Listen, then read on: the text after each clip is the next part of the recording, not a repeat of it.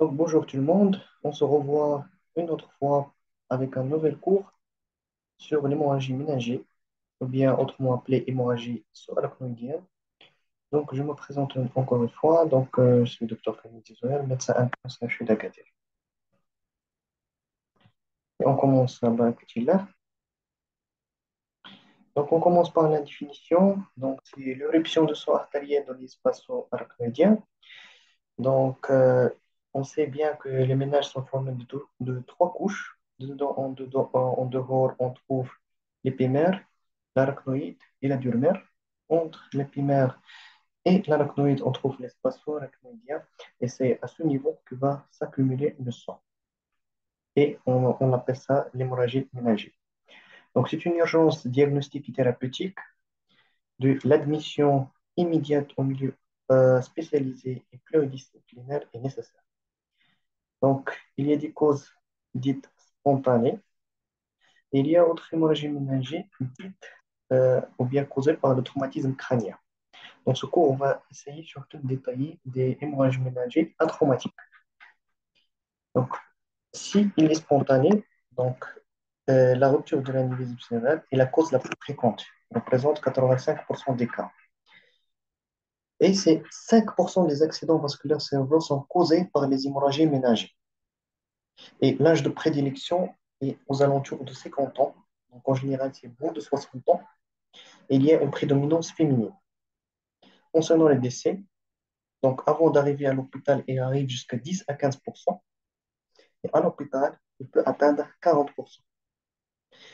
Donc, et l'hémorragie ménagée est localisée souvent à la partie centrale où se situe le polygone de Willis. Donc, on va parler des principales causes, comme j'ai dit, l'hémorragie atraumatique. Donc, l'anévrisme artérielle, on a dit qu'il représente 85% des cas.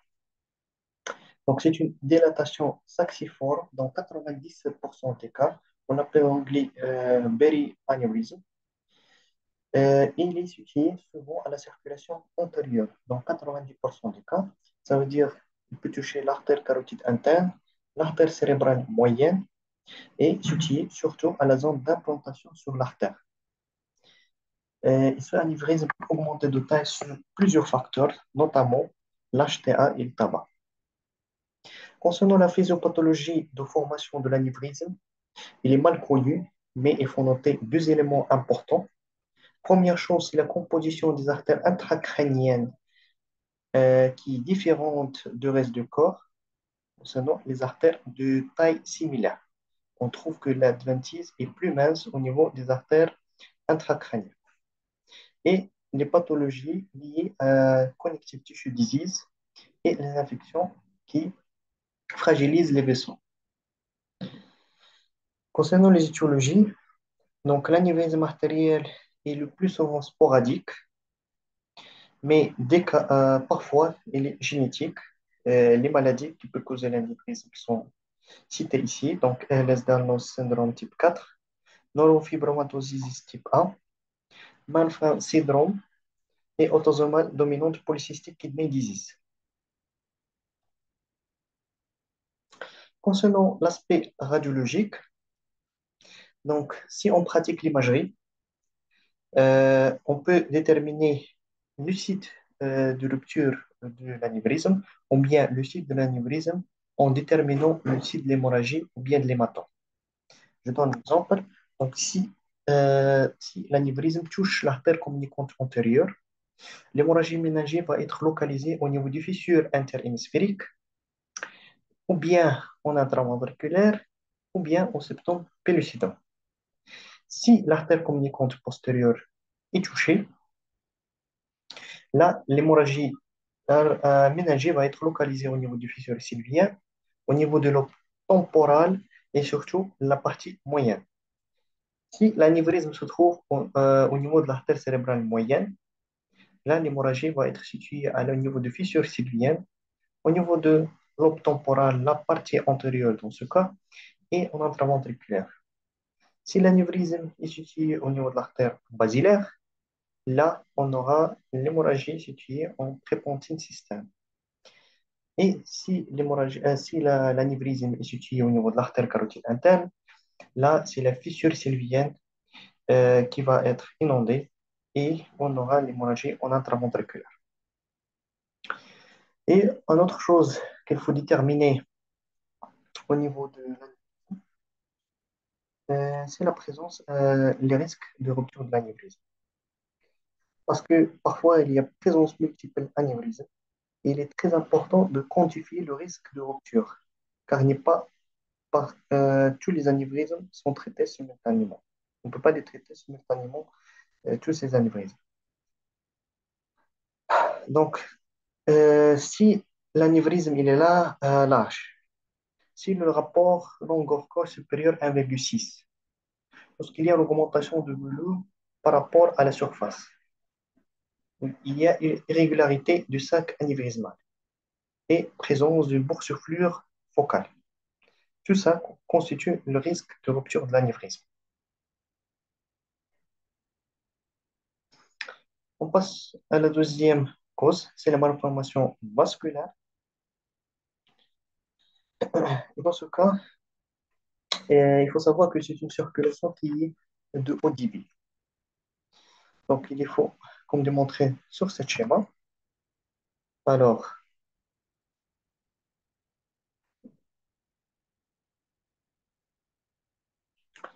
donc il y a ici la formation des artères nourricières, ou bien alimentaires.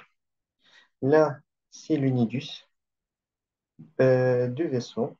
Donc, il y a une communication à ce niveau artério-veineuse. Ici sortent les veines de drainage. Donc, il y a un réseau, ici, c'est un réseau capillaire qui est normal. Il y a ici, c'est un réseau qui est désorganisé. Donc, cette malformation vasculaire, il faut savoir qu'il est sporadique dans 95% des cas et si multiple, là, on parle d'une malformation vasculaire syndromique, comme le cas de héréditaire hémorragique télangiectasie. Concernant les causes, sont aussi mal connues, mais il faut noter deux facteurs. Première chose, la dysrégulation de la prolifération endothéliale. Et le deuxième, c'est la dysrégulation de remodelage vasculaire remédié par les cytokines. Il y en a de deux types. Euh, le nidus compact ou bien glomérulaire, qui est le plus fréquent, et le nidus qui est diffuse et prolifératif.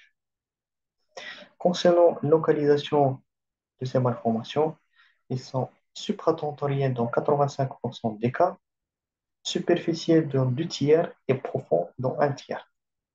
Ils sont infratentoriels dans 15% des cas.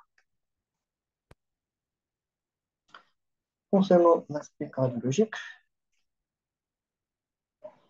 donc le scanner réalisé donc en CMOS, donc le nidus il va être spontanément hyperdense parce que c'est un réseau qui est vasculaire de haut débit, donc le sang il va se manifester en hyperdensité.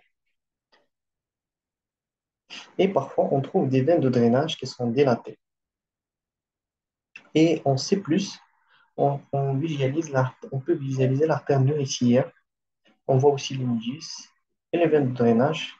Ce aspect, on l'appelle bag of worms. Puis, on a l'angiographie, et c'est une imagerie gold standard parce qu'elle permet de déterminer la localisation et le nombre des artères nourricières et l'apparition d'une masse densément formée sous forme d'une masse densément agencée d'artères d'alimentation élargie qui alimentent un indus central. Et en géographie par résonance magnétique, donc, lors de T2, on va avoir l'hyposignal qui est flow voids. Parce que donc ces flow voids, en effet, c'est une absence de visualisation du signal à cause de haut débit, parce qu'on a dit que c'est une circulation de haut débit. Il est manifesté en T2 par cette hypoxémie. Donc, dans le rapport radiologique, concernant l'angiographie par résonance magnétique, il est important de citer les éléments suivants. Première chose, c'est la présence de signes d'hémorragie. Deuxième chose, élargissement ou bien stimulation des veines de drainage.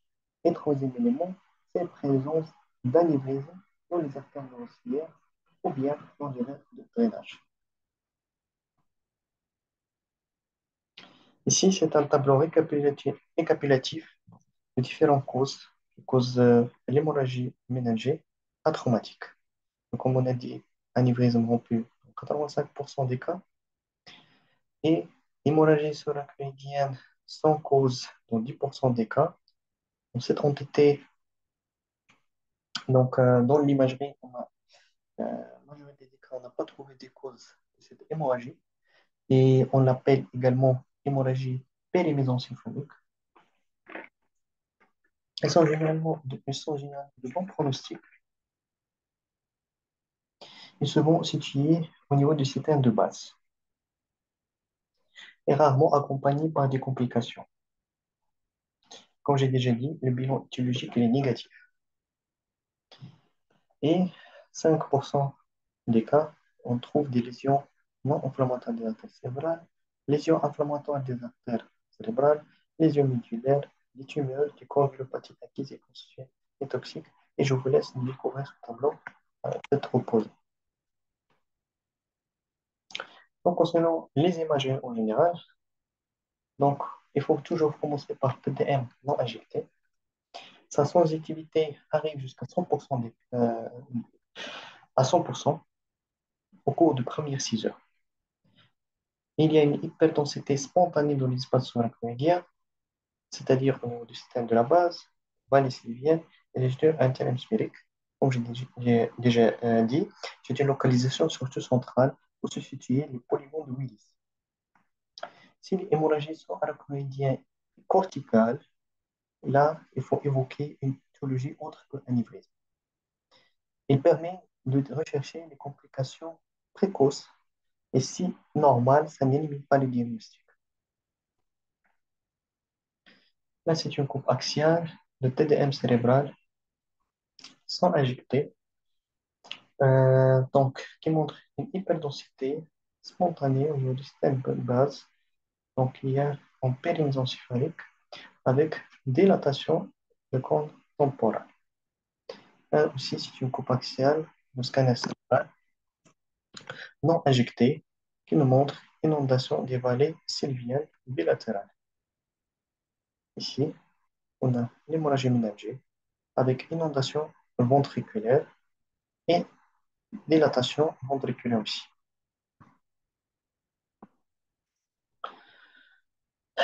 Là, c'est un scanner cérébral en 6 mois qui montre une hémorragie arachnoïdienne diffuse, donc en interhémisphérique, inondation des vallées sylviennes et touche le système de base. Là, on trouve large foyer hémorragique hyperdense dans le lobe temporal droit. Bien, je m'excuse, lobe temporal gauche. Avec hémorragie interhémisphérique, donc il y a hémorragie sous-arachnoïdienne qui est diffuse.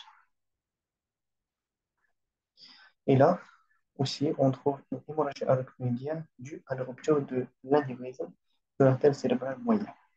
Ici, vous allez voir l'hypodensité au sein d'une hyperdensité qui est en fait représentée en scanner cérébral injecté par hyperdensité. En fait, c'est une anévrisme de l'artère cérébrale moyenne gauche. Et là, c'est le score de Fischer. Donc, il y en a 5 grades, allant de 0 à 4. Donc, dans le grade 0, il y a absence de l'hémorragie sous-rachnoïdienne et absence de l'hémorragie intraventriculaire. Et bien sûr, ici, il n'y en aura pas d'incidence de vasospasme. Concernant le grade 1, il y a hémorragie sous-arachnoïdienne, mais qui est tine, n'est pas épaisse. Peut être diffuse ou bien locale et absence d'hémorragie intraventriculaire. Le risque de vasospasme arrive jusqu'à 24%. Concernant le grade 2, il y a l'hémorragie sous-arachnoïdienne qui est diffuse, locale et toujours tine, n'est pas épais, avec présence d'hémorragie intraventriculaire. Dans ce cas, le risque de vasospasme arrive jusqu'à 33%. Concernant le grade 3, il y a l'hémorragie sous-arachnoïdienne épaisse. Dans ce cas, absence d'hémorragie intraventriculaire et le risque de vasospasme est aussi à 33%. Pour le grade 4, il y a l'hémorragie sous-arachnoïdienne épais avec présence d'hémorragie intraventriculaire. Et le risque de vasospasme peut aller jusqu'à 40%. Comme vous voyez ici, il y a l'hémorragie sous-arachnoïdienne qui est épais avec d'hémorragie intraventriculaire, présence d'hémorragie intraventriculaire. Donc, c'est Fischer grade 4. Ici, c'est le schéma de Fischer, donc grade 0, absence d'hémorragie sous-arachnoïdienne et absence d'hémorragie intraventriculaire. Au niveau grade 2, il y a toujours absence d'hémorragie intraventriculaire, mais présence d'hémorragie sous-arachnoïdienne peut être diffuse focale, mais qui n'est pas épais. Grade 2, la différence avec le grade 1, c'est présence d'hémorragie intraventriculaire. Pour le grade 3, il y a absence d'hémorragie intraventriculaire, mais l'hémorragie sous-arachnoïdienne qui est épais, contrairement à grade 4, qui a une hémorragie sous-arachnoïdienne épais, mais hémorragie associée à hémorragie intraventriculaire. On passe à l'IRM. Donc, l'IRM a une sensibilité élevée, sensibilité comparable au scanner dans les premières 24 heures, et même il y a une meilleure sensibilité que le scanner dans les jours qui suivent l'hémorragie sous-arachnoïdienne. Donc, en séquence flair, on trouve l'hypersignal. En T2 étoile, on trouve hyposignal. Et il faut faire une remarque que le diagnostic différentiel dans les aspects de l'IRM, c'est une méningite. Il est très difficile de faire la différence entre les deux en se basant sur une image. Là, c'est une coupe axiale en T2 étoile qui montre hyposignal, témoigne un signalement. Là, c'est coupe axiale en flair qui montre l'hypersignal de l'espace sous-arachnoïdien, évoquant une hémorragie sous-arachnoïdienne. Là, on a aussi une hyperintensité de flair au niveau de lobe temporal gauche, évoquant une hémorragie sous-arachnoïdienne suite à l'anévrisme. Là, on a T2, il y a une hypotyniale qu'on appelle flow voids au niveau frontal gauche. Et là, vu que ce signal est en faveur d'un réseau qui est en hyperdébit, on évoque une malformation cérébrale artério-veineuse. Donc, c'était l'imagerie à but diagnostique. Là, on va parler de l'imagerie à visée étiologique. Donc, on a l'angioscanner. Donc, il doit être réalisé immédiatement après le scanner sans injection. L'anévrisme va apparaître en image d'addition opacifiée. Il va préciser la taille, localisation de l'artère qui le porte, le rapport avec les axes vasculaires et la forme. Saculaire ou fusiforme, on a dit saculaire, c'est la forme la plus fréquente. Angiographie par résonance magnétique, elle est effectuée en même temps que l'IRM. Et là, l'aspect est de même que l'angioscanner, c'est l'image d'addition de l'anévrisme. Et angiographie conventionnelle, c'est l'examen de référence. Il est réalisé lors du traitement de l'anévrisme ou à visée diagnostique. L'avantage qui permet de faire ou bien de traiter l'anévrisme. Donc là, c'est un angioscanner en structure 3D. Là, on trouve l'artère carotide interne gauche, l'artère sylvienne gauche, l'artère communicante antérieure et l'artère cérébrale antérieure. Et là, l'artère sylvienne droite. Et là, vous voyez l'image d'addition indiquant l'anévrisme de l'artère sylvienne droite. Ici aussi, c'est le scanner de reconstitution 3D avec l'artère carotide interne, gauche et droite. Ici, c'est l'artère communicante, l'artère sylvienne, les artères cérébrales antérieures. Et là, on trouve une image d'addition indiquant qu'il y a un anévrisme siégeant au niveau de l'artère communicante antérieure. Là, c'est une angiographie qui montre malformation artério-veineuse. Vous voyez ici une guérison anastomotique avec compacification veineuse en temps artériel, indiquant qu'il y a une communication anormale entre l'artère et la veine. Normalement, la veine ne doit pas être opacifiée en temps artériel.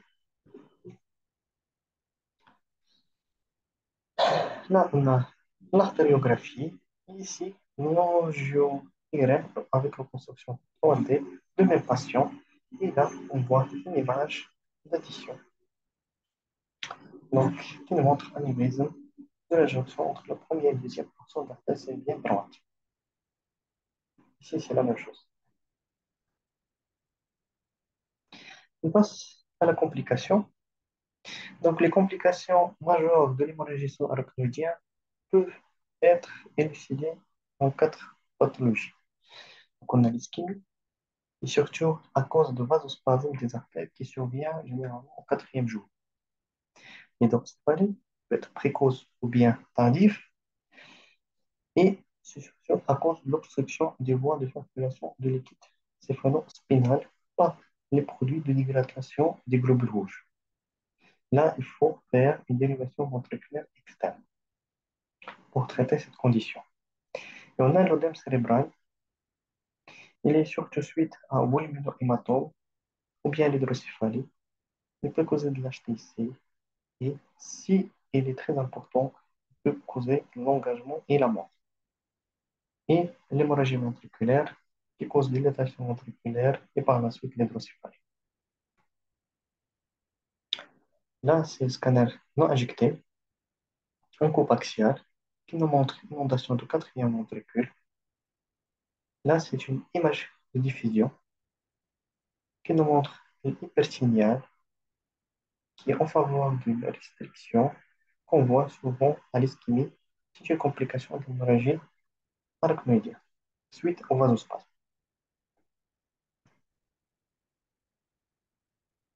Là, c'est une coupe axiale de scanner cérébral non injecté. Vous voyez ici, il y a l'œdème et on a hématome parenchymateux. Là, on a inondation de ventricule latéral. Donc, il y a un risque ici important de l'hydrocéphalie. Donc, ils ont mis en place une dérivation de ventricule ventriculaire externe.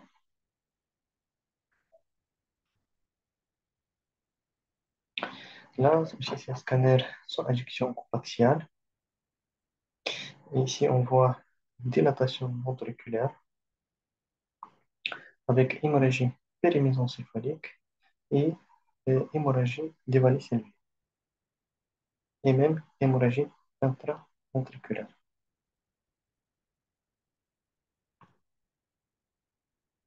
En guise de conclusion, l'hémorragie cérébromédiane est une urgence diagnostique et thérapeutique.